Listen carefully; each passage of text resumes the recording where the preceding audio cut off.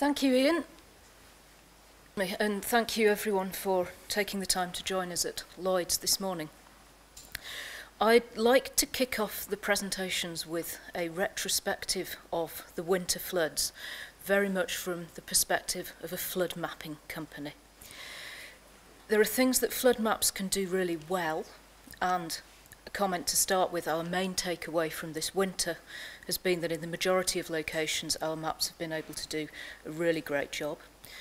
However, there are other features of floods that can be harder to predict, and what I'd like to do this morning, rather than try and give a general overview of Desmond, Eva and Frank, is to really focus in on one location, Kendal in Cumbria, and illustrate some of the features that we've seen in the flooding there, and particularly tell the story of flooding on a little stream called Stockback, and use this as an example to illustrate some of the things that the maps can do really well, and some of the things that are more challenging in terms of modelling.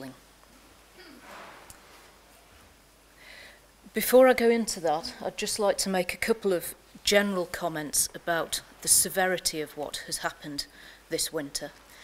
The losses that we've seen published from Desmond, Eva and Frank have been in the order of kind of 800 million to about 1.5 billion. JBA is at the top end of the range of estimates, but overall they're quite low if you compare them to something like the flooding in 2007. It's therefore perhaps easy to forget just how extreme this winter has actually been.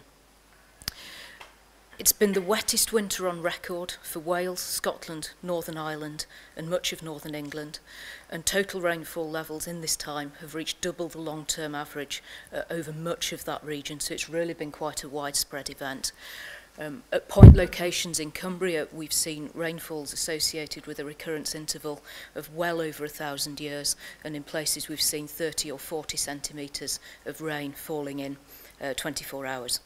So very high rainfalls over a very wide area, and if anything, the impact on the hydrology and on the river flows has been even more extraordinary. The diagram I show here is from the Centre of Ecology and Hydrology, and it shows river flows as a proportion of long-term normal flow. And the figures you can see in the black dots, the black areas are flows that were rated to be exceptionally high, mostly during Desmond, and you can see that across much of the country there are flows there that recorded between 200 and 330% of the normal flow levels in winter. Now, these flows have broken gauge records across much of that area, and not just broken them by a small amount, but broken them by a very wide margin. So, for example, the Tyne River saw a flow that was double the previously recorded maximum. During Desmond, we actually saw the three largest flows ever recorded in the UK on the Eden, Tyne and Lune rivers. And CEH have published something saying that if you're trying to envisage what that flow actually looks like, it's sufficient to fill the auditorium of the Royal Albert Hall in under a minute. So a really very extreme event, and it's worth just bearing that in mind as I continue through the rest of the slides and talk about some of the flood management that's in place. These have been very hard events to manage from the perspective of the authorities who have to manage flood risk in the UK. So a couple of slides to start with from Carlisle. I've commented that the maps did a really good job, and it would actually be really uninteresting if I was to stand here and show you maps versus claims from a series of locations in the UK just to say that we've done a good job. But I've picked on Carlisle as a pretty decent example and representative of what we see. This map shows our 1 in 1,000 year undefended flood extent, and if I plot on that some anonymised and aggregated claims data, you can see that there's a pretty good match between the floodplain and where the claims are occurring. Worth perhaps adding that you don't see claims in this area of the floodplain right by the river. It's really obviously a floodplain and no one's built there, but down to the south towards the town centre there are areas of conurbation in Carlisle which have been built on a floodplain area. Now, Carlisle was last flooded badly in 2005, and following that event there was a major initiative to build flood defences to protect these areas. And if I put on this map JBA's defended area data, you can see the extent of the work that was carried out. So the uninhabited areas along the river are protected to 1 in 20 years, and then down these populated areas in the south to 1 in 200 years. These properties were flooded during Desmond, and obviously there's been a huge fuss about what's been seen as the non-performance of the flood defence system. The defences were designed to withstand a 1 in 200 year flood, but the flows in both the Eden River here and the Petterill coming up from the south have been closer to a 1 in 800 year flow during this event. So the capacity that the defences were designed to withstand was just quite simply exceeded during this event. I will move now to Kendal. This is actually the town in Cumbria that was worst impacted by Desmond. It didn't get quite so much media coverage, perhaps because it hadn't flooded for several years and the media didn't know to go to Kendal prior to the event, but there was about 1,500 properties inundated in Kendal, and this has been, in some areas, a more challenging area for the flood maps to predict. So having spent 3 slides showing you a quick summary of how well we've been able to do, that's the story for most of the country, but I'm now going to challenge on one town which has been more challenging from a mapping perspective. Kendal has one main river flowing north to south through the centre. It's the Kent, and it has a major tributary to the north called the Mint. It then has a series of smaller streams that join the Kent in the centre of Kendal, and of those streams I'm going to concentrate on just 2 which actually join to form this thing that's called Stockback. Kendal has a long history of flooding. It's my hometown, so I'm familiar with the story here. This plaque is by the river and shows the level of previous flood events, and you can see there's been nothing too much in recent time prior to Desmond. Desmond did reach the level of this plaque, but it didn't get up to the level of the 1898 flood. Some of the lack of flooding in recent years was because of a flood prevention scheme which was put in place, as you can see, in the 1970s. Now, if I show you a picture of what the Kent looks like in Kendal, I took this a month or so ago. It shows normal water levels in the river, and you can see that there's absolutely no physical defence system down the side of the river. The flood prevention scheme that was put in place in the 70s mostly comprised of gouging out the channel of the Kent and making sure it had a bigger capacity. And that has been an effective policy, and there's not been flooding in Kendal since the 70s. Prior to that, flooding was an annual occurrence, and in my childhood they would sound a siren in the town so that when the water levels rose, everyone in the flooded areas knew to go home and shift their belongings out of the way. So a town with a very long flood history that has been effectively managed for 30 or 40 years, but again Desmond has come in as an event much stronger than seen in the town before. This picture was taken from the exact same spot. You'll recognise the tree branch if nothing else, and you can see just how severe the flow coming through Kendal was during that event. This is a gauge record on the Kent taken maybe 100 metres upstream from these photographs. You can see the peak of Desmond here, perhaps 2 or 3 times the normal flow level, and over at the right you've got the peak of Eva. Eva didn't cause flooding in Kendal. And again, just thinking about the severity of the winter in general, worth noting that between Desmond and Eva, there were 3 events in there that made river levels reach the level that there was at least at risk from flooding Kendal. In fact, it didn't at those times, but we were really looking at a very wet period between the 2, so that when Eva came in, generally, the ground was still very waterlogged following the effects of Desmond, and indeed the rainfall that we'd seen in November, which was also very heavy. So the Kent's quite a large river. It's pretty typical. It's quite easy to model. The fact there's no defences there to some extent makes where flood can go a little bit more predictable. One of the unfortunate things about the flood prevention scheme was that when they gouged material out of the Kent Basin, they deposited it up here on the floodplain and then built on it. So the area called Mincefield has seen claims from commercial and down in the south residential properties. A great policy, and you know, that worked, but once the water was able to come out of bank, then obviously those properties were inherently on the floodplain, even though they were slightly higher because of the material they were built on, but also the unavailability of that floodplain land for storing water will no doubt have exacerbated the flooding further downstream in Kendal town centre. So here, this is aggregate claims information again. You can see a good amount of it kind of lines up along the floodplain of the Kent. But what we did see was that in this area here, there were claims that happened that weren't predicted by our flood hazard maps. And that's what I will talk about for the next good 10 or 15 minutes. Here I show the approximate location of the streams of Stockback.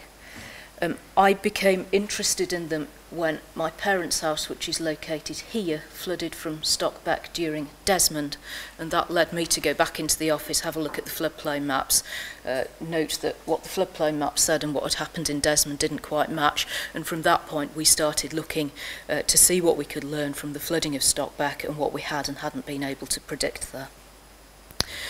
There are two gauge stations on Stockback. The first is at a place called Calder Drive here, and here I'm showing you again the peak of Desmond. You'll note that it's compared to the normal river flow, it's a more prominent peak in this very small catchment than it was in the Kent. So something really quite extreme happening here during Desmond.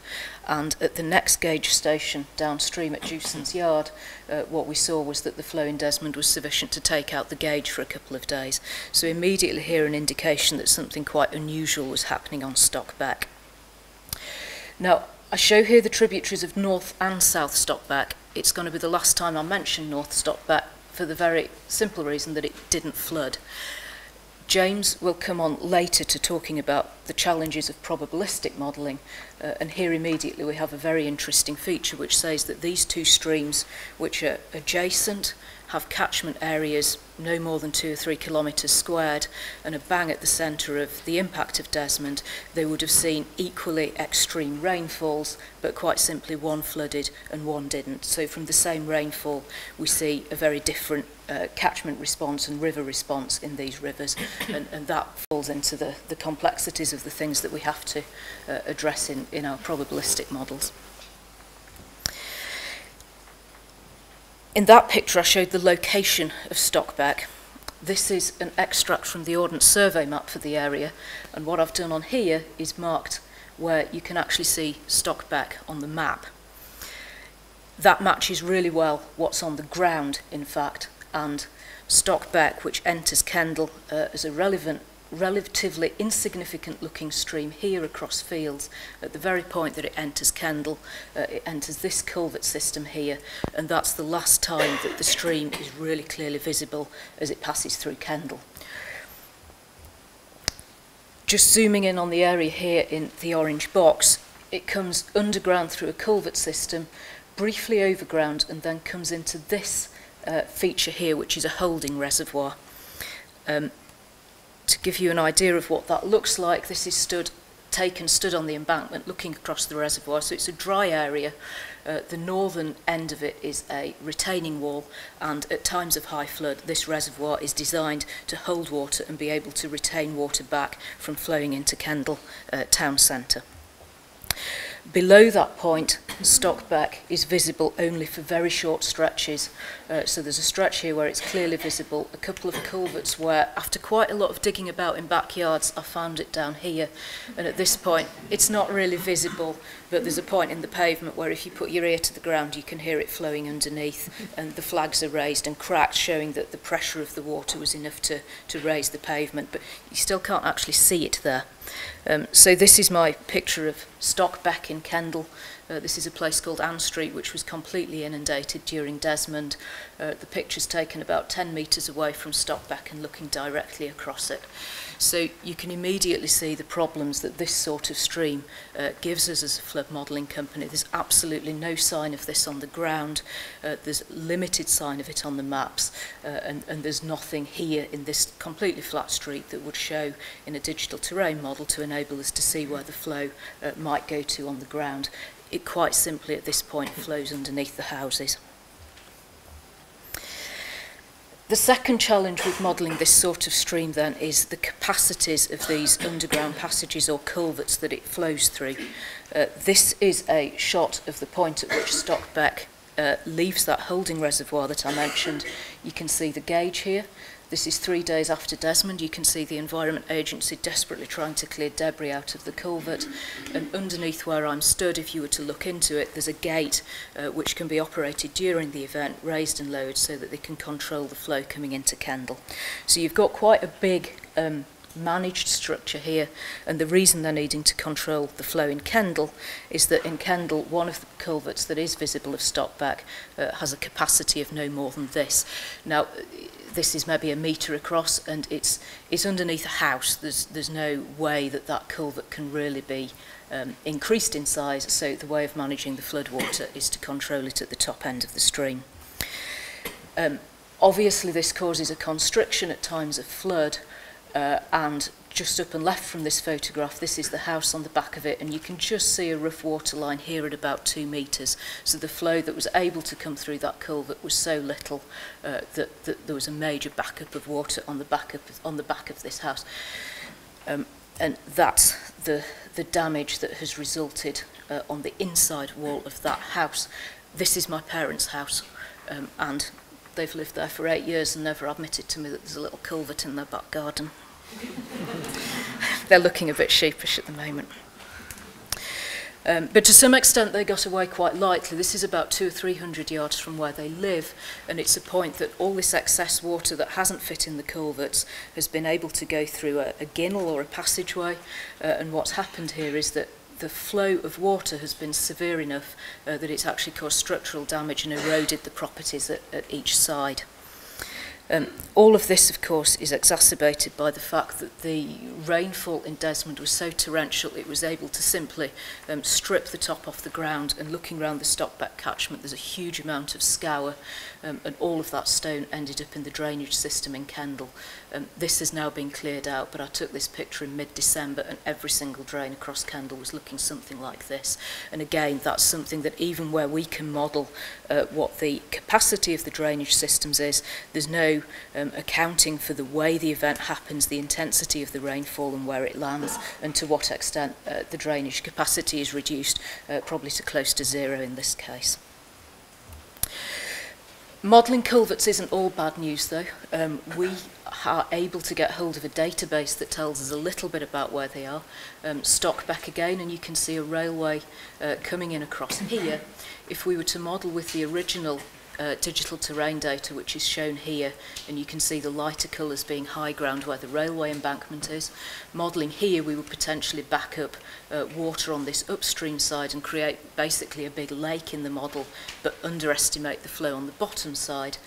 In fact, we have a database that tells us that there's a culvert that runs through there. Certainly not a culvert I can see on the ground, but it is there, and therefore when we model, we can model the flow through that culvert and have a look afterwards to see how well the maps did. Here you can see the culvert that we've modelled through. You can see that we do, because of the limited size of that culvert, there is a lake building up behind that culvert, and you can also see that when that water gets deep enough, the water comes and flows under the railway here at the point the river comes in, and that's exactly what happened in Desmond. So this is an example where the maps have done quite a good job, and the water depths that we've generated are quite realistic as well. That yellow dot is where we took this photograph, and you can see there's a watermark there at sort of 5.5 to 6 feet. That's my hand in the picture. So some nice successes along Stockback in terms of modelling. This is another one. This property here was obviously flooded. I've taken the picture from the green point here, this was the morning after Desmond. The property is located about here, and you can see it predicts quite nicely where the floodwater goes. But this was taken in daylight. Desmond peaked during the night, so this is about 6 hours after the peak of the flood, and there's a first hint here that perhaps these maps are underestimating the flood extents in this area. Likewise further down, this is quite close to the Kent and flooding by the Kent. We do flood these houses in the maps, but again the flooding around here was just perhaps a little bit more extensive than the maps predicted. And then if I look at the picture of a hole in the area to the north, a whole street of flooded houses, and this wasn't within our flood maps, it wasn't within the Environment Agency flood maps either, and likewise down here were areas that both JBA and other companies also didn't predict flooding in. So still an indication that something here was going on that the maps didn't quite get right. We seem to have dealt quite well with the challenges of the hidden streams and the culvert capacities. The flood extents look really realistic as the water goes back, but the maps haven't quite managed to pick up the peak. And this was really what got my interest after Desmond and caused me to go back to the Calder Drive reservoir that I've mentioned. And really this was a lot of the story of what happened in Kendal. And likewise, it's the story of the sort of thing that is very, very hard for us to capture before an event in maps that are designed to cover the whole of the country, because with the best will in the world we can't go out and visit every country and carry out the 3 or 4 day investigation that this work has taken to see what goes on in Kendal.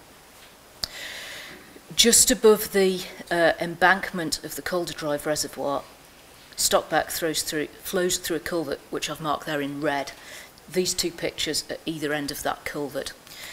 At the top end, as the water comes in, you've again got a grill that's about a metre and a half across, and the water, even after Desmond, was free-flowing into that culvert. At the bottom end, it flows out directly into the holding reservoir, and this is a view taken looking up the culvert.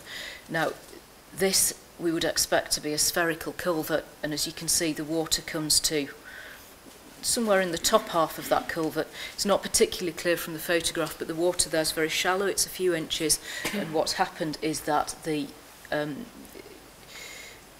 gravel in the culvert has built up, potentially before Desmond, potentially also some of it during Desmond, to basically more or less block this bottom end of the culvert. So what happened during the event was that water came in at the top, couldn't get out at the bottom, and this whole culvert system overflowed at its top end.